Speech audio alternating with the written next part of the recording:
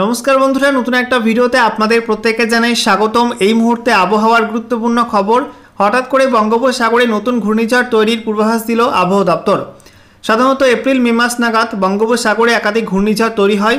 এবছর মে মাসে ঘূর্ণিঝড় তৈরির সম্ভাবনা প্রবল রয়েছে, কারণ ইতিমধ্যে আবহাওয়া দপ্তরের যে মডেল প্রকাশিত হয়েছে তাতে দেখা যাচ্ছে এই মাসের মাঝখানে অর্থাৎ এই মাসের মাঝামাঝি সময়ে বঙ্গোপসাগরে এবং সংলগ্ন আন্দামান সাগরের কাছে একটা ঘূর্ণাবর্ত তৈরি হতে পারে। সেই ঘূর্ণাবর্ত শক্তি বৃদ্ধি করে একটা ঘূর্ণিঝড়ে পরিণত হতে পারে এবং সেটা কিন্তু পশ্চিমবঙ্গ এবং সংলগ্ন বাংলাদেশ উপকূলের কাছে আছড়ে পড়তে পারে, এমনটা কিন্তু প্রাথমিক অনুমান করছে আবহাওয়া দপ্তর। আজকের ভিডিওতে সে বিষয়ে বিস্তারিত আলোচনা করব যে ঘূর্ণিঝড়টা কোন সময় তৈরি হতে পারে এবং কোন গতিপথে এগোবে এবং এর জেরে পশ্চিমবঙ্গ, বাংলাদেশ এবং তার পার্শ্ববর্তী কোন কোন অঞ্চলে ঝড় বৃষ্টির সম্ভাবনা কবে থেকে হবে এই সমস্ত বিষয়গুলো জানিয়ে দেবো। আর সেই সঙ্গে আলিপুর আবহাওয়া দপ্তর থেকে আজকে যে লেটেস্ট আপডেটগুলো জারি করা হয়েছে সেখানে কি জানানো হয়েছে আগামী দিনগুলিতে পশ্চিমবঙ্গের জন্য কী কী ওয়েদার ওয়ার্নিং থাকছে কোন কোন জেলাতে এবং সেই সঙ্গে বৃষ্টিপাতের সম্ভাবনা কোন কোন জেলায় কেমন কি থাকবে, একই সঙ্গে লেটেস্ট স্যাটেলাইট ইমেজ কি আপডেট দিচ্ছে এবং 24 ঘন্টার মধ্যে পশ্চিমবঙ্গের উত্তর থেকে দক্ষিণে কোন কোন জেলাতে সর্বোচ্চ তাপমাত্রা কত ডিগ্রি রেকর্ড হয়েছে সেগুলো আপনাদেরকে পরপর দেখাবো এই ভিডিওটির মাধ্যমে। ভিডিওটা ভালো লাগলে এবং ইনফরমেটিভ বলে মনে হলে অবশ্যই আপনারা ভিডিওটা একটি করে লাইক করে দেবেন, অবশ্যই ভিডিওটি প্রচুর শেয়ার করবেন। সেই সঙ্গে নতুন দর্শক হয়ে থাকলে লেটেস্ট ভিডিওর আপডেট সর্বপ্রথমে পাওয়ার জন্য চ্যানেলটিকে সাবস্ক্রাইব করে নিয়ে পাশে থাকা বেল আইকনে ক্লিক করে অল নোটিফিকেশন অপশানটিকে অন করে রাখবেন। লেটেস্ট আপডেট আপনারা সবার প্রথমে পেয়ে যাবেন। বন্ধুরা, প্রথমে আপনাদেরকে দেখাবো অনলাইন ওয়েদার সিস্টেম থেকে যে ঘূর্ণিঝড় তৈরির সম্ভাবনা কতটা কি রয়েছে, কোন সময় নাগাদ বঙ্গোপসাগরে ঘূর্ণাবর্ত তৈরি হবে, সেই ঘূর্ণাবর্ত শক্তি বৃদ্ধি করে নিম্নচাপ হবে, সেখান থেকে গভীর নিম্নচাপ, তারপর অতি গভীর নিম্নচাপ এবং তারপরে ঘূর্ণিঝড়ে পরিণত হবে এবং কোন পথে এগোবে সেই সমস্ত বিষয়গুলো আপনাদেরকে পরপর দেখাবো। এই মুহূর্তে বঙ্গোপসাগরে কিন্তু খুব একটা অ্যাক্টিভিটি নেই, তবে এ মাসের মাঝামাঝি সময় অর্থাৎ 15 থেকে 16 মে এই সময়টার মধ্যে কিন্তু দক্ষিণ পূর্ব বঙ্গোপসাগর এবং সংলগ্ন আন্দামান সাগরের কাছে কিছুটা অ্যাক্টিভিটি লক্ষ্য করা যাবে। এটা আমরা দেখতে পাচ্ছি দক্ষিণ পূর্ব বঙ্গোপসাগর এবং সংলগ্ন আন্দামান সাগরের কাছে কিন্তু বায়ুপ্রবাহে একটু বাঁক আসবে। দেখতে পাচ্ছেন এই অঞ্চলে বায়ুর একটা ঘূর্ণি মতো তৈরি হচ্ছে এবং আমরা দেখতে পাচ্ছি শুক্রবার 16 মে নাগাদ এটা কিন্তু আরও একটু শক্তি বৃদ্ধি করবে এবং আস্তে আস্তে সুস্পষ্ট হবে ঘূর্ণাবর্ত। তারপরে আস্তে আস্তে এটা উত্তর দিকে এগোবে এবং তারপরে আমরা দেখতে পাচ্ছি 17 মে নাগাদ অর্থাৎ শনিবার নাগাদ এটা কিন্তু আস্তে আস্তে নিম্নচাপ তৈরির পথে এগোবে।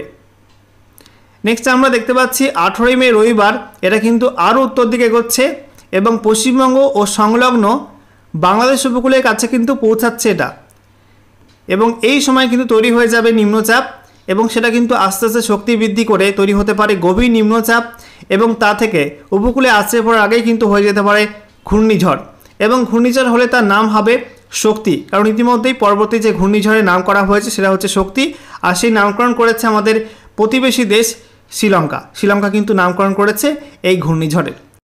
তো বন্ধুরা, এখনও কিন্তু অনেকটা সময় রয়েছে, সবে মে মাসের প্রথম সপ্তাহ চলছে শেষের দিকে, এরপরে এখনও 10 থেকে 12 দিন সময় রয়েছে এই ঘূর্ণিঝড় তৈরি হতে। তো এর মধ্যে কিন্তু বায়ুপ্রবাহে পরিবর্তন আসতে পারে এবং এর গতিপথও কিন্তু পরিবর্তন হতে পারে। সে বিষয়ে পরিবর্তন হলে আপনাদেরকে সময় মতো আপডেট করে দেবো এবং কোন দিকে যাবে সে বিষয়ে কিন্তু ইনফর্ম আপনাদেরকে করতে থাকবো। এবারে আপনাদের একটু দেখিয়ে দিই বৃষ্টিপাতের সম্ভাবনা কোন কোন অঞ্চলে থাকবে এই ঘূর্ণিঝড়ের প্রভাবে।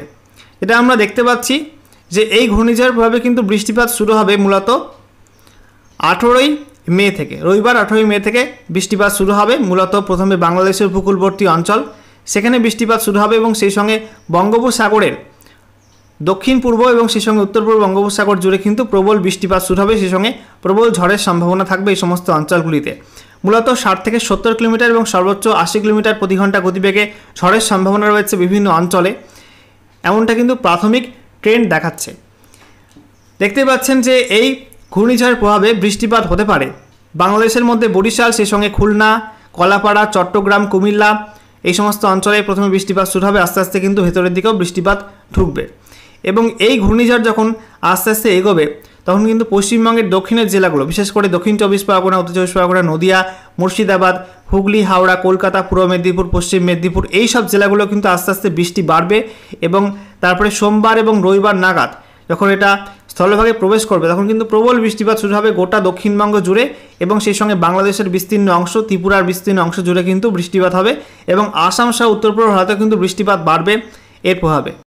বন্ধুরা এবারে আপনাদেরকে দেখাবো যে আলিপুর আবহাওয়া দপ্তর থেকে আজকে দুপুরের পরপর নতুন করে যে আবহাওয়ার পূর্বাভাস জারি করা হয়েছে সেখানে কী কী জানানো হয়েছে, আগামী 5 দিনে কোন কোন জেলার জন্য কী কী ওয়েদার ওয়ার্নিং দেওয়া হয়েছে নতুন করে, আর বৃষ্টিপাতের সম্ভাবনা আগামী 7 দিনের মধ্যে কোন কোন জেলায় কেমন কী থাকবে সেগুলো আপনাদেরকে পরপর দেখিয়ে দেবো। তার আগে আপনাদেরকে জানিয়ে রাখি, টেম্পারেচার ফোরকাস্টে বলা হয়েছে আগামী 2 দিনের মধ্যে কিন্তু বিক্ষিপ্ত ঝড় বৃষ্টি হবে বিভিন্ন জেলাতে। তার জেরে তাপমাত্রা কিন্তু খুব একটা পরিবর্তন হবে না সর্বোচ্চ তাপমাত্রায়, তবে তার পরবর্তী 3 দিনে কিন্তু 3 থেকে 5 ডিগ্রি সেলসিয়াস মতো তাপমাত্রা বাড়তে পারে পশ্চিমবঙ্গের বিভিন্ন জেলাতে। এবারে আবহাওয়া সতর্কবার্তা নিয়ে আলোচনা করব। বলা হয়েছে আজকের বাকি সময়টা অর্থাৎ রাতের মধ্যে এবং আগামীকাল 6 মে 2025 সকাল 8:30 পর্যন্ত সময়ের মধ্যে বলা হয়েছে উত্তরবঙ্গের সব জেলার জন্য বজ্রবিদ্যুৎ সহ ঝড় বৃষ্টির হলুদ সতর্কবার্তা থাকছে। বলা হচ্ছে প্রত্যেক জেলাতে বিক্ষিপ্তভাবে 2-1 জায়গাতে বজ্রবিদ্যুৎ সহ বৃষ্টিপাত হতে পারে বজ্রমেঘ থেকে। সেই সঙ্গে বলা হয়েছে 40 থেকে 50 কিলোমিটার প্রতি ঘন্টা গতিবেগে ঝড়ের সম্ভাবনা রয়েছে। আর দক্ষিণবঙ্গের মধ্যে বলা হয়েছে গোটা দক্ষিণবঙ্গ জুড়ে কিন্তু বজ্রবিদ্যুৎ সহ ঝড় বৃষ্টি হলুদ সতর্কবার্তা দেওয়া হয়েছে, তবে প্রত্যেক জেলায় কিন্তু ঝড় বৃষ্টি হবে না। কোথাও কোথাও বিভিন্ন জেলার কোথাও কিন্তু বিক্ষিপ্ত বজ্রমেঘ জমাট বেঁধে সেখানে কিন্তু হালকা বৃষ্টিপাত হতে পারে, সাথে 30 থেকে 40 কিলোমিটার প্রতি ঘন্টা গতিবেগে দমকা ঝোড়ো হাওয়া বইতে পারে। এরপর 6 মে থেকে 7 মে 2025 সকাল 8:30 পর্যন্ত সময়ের মধ্যে কিন্তু একই রকম পূর্বাভাস দেওয়া হয়েছে। উত্তরবঙ্গের সব জেলার জন্য বিক্ষিপ্ত বজ্রবিদ্যুৎ সহ ঝড় বৃষ্টির সম্ভাবনা রয়েছে। ঝড়ের গতিবেগ থাকতে পারে 40 থেকে 50 কিলোমিটার প্রতি ঘন্টা। আর দক্ষিণবঙ্গের মধ্যে কিন্তু বলা হয়েছে মুর্শিদাবাদ, নদিয়া আর বীরভূম এই 3 জেলায় একটু ঝড়ের গতিবেগ বেশি থাকতে পারে। এই 3 জেলায় কোথাও বজ্রবিদ্যুৎ সহ বৃষ্টির সঙ্গে 40 থেকে 50 কিলোমিটার প্রতি ঘন্টা গতিবেগে ঝড়ের সম্ভাবনা রয়েছে। বাকি জেলাগুলো অর্থাৎ দক্ষিণবঙ্গের মধ্যে পশ্চিম বর্ধমান, পূর্ব বর্ধমান, উত্তর এবং দক্ষিণ 24 পরগনা, হুগলি, হাওড়া, কলকাতা, বাঁকুড়া, পুরুলিয়া, ঝাড়গ্রাম, পশ্চিম মেদিনীপুর, পূর্ব মেদিনীপুর এই সব জেলায় কিন্তু বিক্ষিপ্ত বজ্রমেঘ থেকে হালকা বৃষ্টিপাতের সম্ভাবনা রয়েছে। সঙ্গে বলা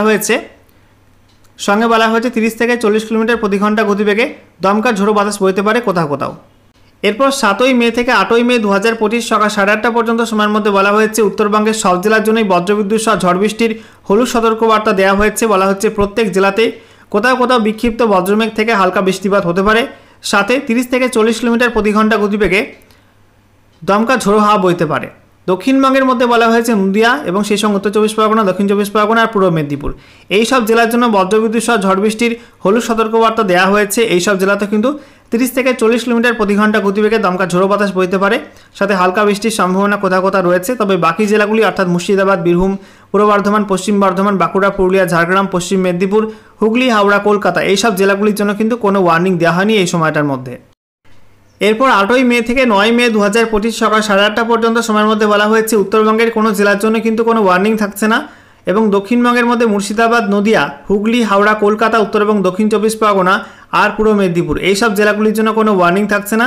তবে বীরভূম, পূর্ব বর্ধমান, পশ্চিম বর্ধমান, বাঁকুড়া, পুরুলিয়া, ঝাড়গ্রাম, পশ্চিম মেদিনীপুর এই সব জেলাগুলির জন্য কিন্তু অস্বস্তিকর ভ্যাপসা গরমের হলুদ সতর্কবার্তা দেওয়া হয়েছে। প্রচণ্ড গরম থাকবে এই সব জেলাগুলিতে।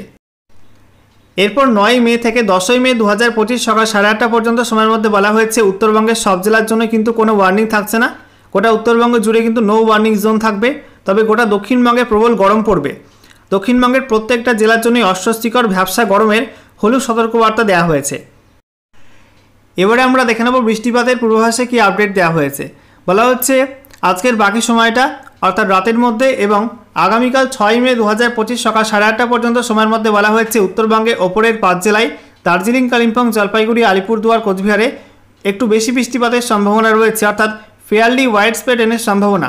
তবে উত্তর দিনাজপুর, দক্ষিণ দিনাজপুর, মালদা আর দক্ষিণবঙ্গের মধ্যে বলা হয়েছে মুর্শিদাবাদ, নদিয়া, বীরভূম, পশ্চিম বর্ধমান, সেই সঙ্গে বাঁকুড়া, পুরুলিয়া এবং পশ্চিম মেদিনীপুর এই সব জেলাগুলোয় বিক্ষিপ্ত হালকা মাঝারি বৃষ্টিপাত অর্থাৎ স্ক্যাটার রেনফলের কথা বলা হয়েছে। তবে পূর্ব বর্ধমান, হুগলি, হাওড়া, কলকাতা, উত্তর এবং দক্ষিণ 24 পরগনা, ঝাড়গ্রাম, পূর্ব মেদিনীপুর এই সব জেলাগুলো কিন্তু কোথাও চিটেফোঁটা বৃষ্টি হলেও হতে পারে, আবার নাও হতে পারে। এরপর 6 মে থেকে 7 মে 2025 সকাল 8:30 পর্যন্ত সময়ের মধ্যে বলা হয়েছে গোটা উত্তরবঙ্গ জুড়ে বৃষ্টি বাড়বে। গোটা উত্তরবঙ্গের জন্য কিন্তু ফেয়ারলি ওয়াইড স্প্রেড রেনের সম্ভাবনার কথা বলা হয়েছে। তবে দক্ষিণবঙ্গের মধ্যে মুর্শিদাবাদ, নদিয়া, বীরভূম, পূর্ব বর্ধমান, সেই সঙ্গে উত্তর এবং দক্ষিণ 24 পরগনা, পশ্চিম মেদিনীপুর, পূর্ব মেদিনীপুর এই সব জেলাগুলির জন্য স্ক্যাটার রেনফলের কথা বলা হয়েছে, অর্থাৎ বিক্ষিপ্তভাবে হালকা মাঝারি বৃষ্টিপাত হতে পারে।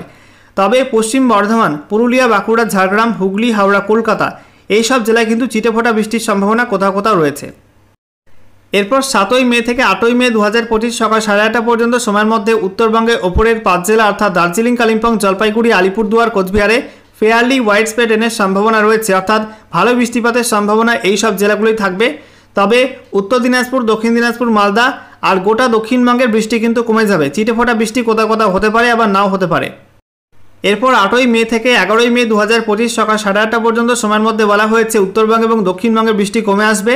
বলা হচ্ছে উত্তরবঙ্গের ওপরের 5 জেলা দার্জিলিং, কালিম্পং, জলপাইগুড়ি, আলিপুরদুয়ার, কোচবিহারে কোথাও কোথাও হালকা বৃষ্টিপাত হতে পারে, বিক্ষিপ্ত হবে। তবে উত্তর দিনাজপুর, দক্ষিণ দিনাজপুর, মালদা আর গোটা দক্ষিণবঙ্গ জুড়ে বৃষ্টি শূন্য আবহাওয়া তৈরি হবে, কোনো বৃষ্টিপাত হবে না কোথাও।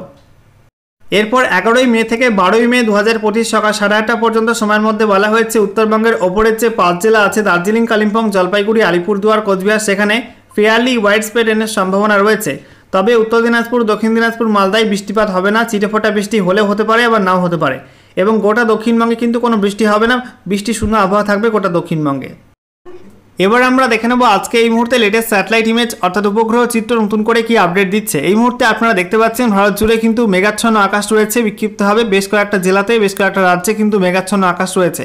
আমরা দেখতে পাচ্ছি আমাদের পশ্চিমবঙ্গের ছবিটা, যেখানে পশ্চিমবঙ্গের মধ্যে দক্ষিণবঙ্গের একাধিক জেলায় আংশিক মেঘাচ্ছন্ন আকাশ, বিশেষ করে উত্তর 24 পরগনার কিছু অংশ, নদিয়ার কিছু অংশ, আর সেই সঙ্গে আমরা দেখতে পাচ্ছি পশ্চিম মেদিনীপুর এবং পূর্ব মেদিনীপুরের কিছু অংশে কিন্তু হালকা মেঘাচ্ছন্ন রয়েছে, খুব একটা বৃষ্টিপাতের সম্ভাবনা কিন্তু নেই। ঠিক আছে, তবে ভারী মেঘ এই মুহূর্তে রয়েছে ঝাড়খণ্ডের পশ্চিম প্রান্তে এবং সেই সঙ্গে ওড়িশার উত্তর সাইডে কিছু অঞ্চলে। উত্তরবঙ্গের মধ্যে আমরা দেখতে পাচ্ছি মালদার ওপরে কিছু মেঘ ছিল, দক্ষিণ দিনাজপুরে কিছু মেঘ ছিল দুপুরের দিকে, এখন মেঘ কিন্তু আস্তে আস্তে কাটছে। উত্তরবঙ্গে উত্তর দিনাজপুরে কিন্তু মেঘ নেই। সেই সঙ্গে দার্জিলিং, কালিম্পং, জলপাইগুড়ি, আলিপুরদুয়ার, কোচবিহারে কিন্তু রাতের মধ্যে বজ্রবিদ্যুৎ সহ ঝড় বৃষ্টির সম্ভাবনা রয়েছে, কারণ ইতিমধ্যে কিন্তু বজ্রমেঘ তৈরির সম্ভাবনা কিন্তু দেখা দিয়েছে এই অঞ্চলে। এছাড়া আমরা দেখতে পাচ্ছি বাংলাদেশের মধ্যে রংপুর, রাজশাহী এবং সেই সঙ্গে ময়মনসিংহের কিছু অংশে বিক্ষিপ্ত বজ্রমেঘ তৈরি হয়েছে কোথাও কোথাও। এছাড়া বাকি বাংলাদেশে কিন্তু পরিষ্কার আবহাওয়া রয়েছে। এদিকে আমরা দেখতে পাচ্ছি আসামের কিছু অঞ্চলে আর গুয়াহাটি, আর সেই সঙ্গে আমরা দেখতে পাচ্ছি মেঘালয়ের কিছু অংশে বিক্ষিপ্ত বজ্রমেঘ থেকে ঝড় বৃষ্টি হয়েছে। তবে গোটা অঞ্চল জুড়ে কিন্তু, গোটা আসাম জুড়ে কিন্তু ঝড় বৃষ্টির সম্ভাবনা খুব একটা নেই। ত্রিপুরাতে এই মুহূর্তে পরিষ্কার আবহাওয়া রয়েছে। সর্বশেষে আমরা দেখে নেব আজকে 24 ঘন্টার মধ্যে পশ্চিমবঙ্গের উত্তর থেকে দক্ষিণে কোন কোন জেলাতে সর্বোচ্চ তাপমাত্রা কত ডিগ্রি রেকর্ড হয়েছে। তো বলা হচ্ছে দার্জিলিং পিটিও ওল্ড, সেখানে 18.2 degree, Darjeeling 18.4 degree, Kalimpong 26 degree, Jalpaiguri 34.2, Bagdogra 33.4, Pundibari AMFU 33.5, Alipurduar 33 degree, Coochbehar 33.1, Raiganj 35.2, Majhian AMFU 34 degree, Balurghat 33 degree, Malda 35.5 degree, এদিকে বহরমপুর 34.4 ডিগ্রি, শ্রীনিকেতন 34.2, কৃষ্ণনগরে 33.4, Bardhaman 34 degree, Panagarh 34.9, Asansol 33.5, Purulia 35.3, Bankura 32.6, Mogra 34.5, Kalyani 34 degree, Basirhat 34 degree, তারপরে Dumdum 35.6, Barrackpore 34.4, Jhargram 34.2, Uluberia 35.2, Salt Lake 34.6, Kolkata 34.2, Canning 34 degree, Diamond Harbour 36 degree, Haldia 34.7, Kalaikunda 36.7, Kharagpur AMFU 35 degree, Kanthi 33.5 degree, Kakdwip AMFU 35.5 এবং দীঘাতে 33 ডিগ্রি সেলসিয়াস তাপমাত্রা রেকর্ড হয়েছে।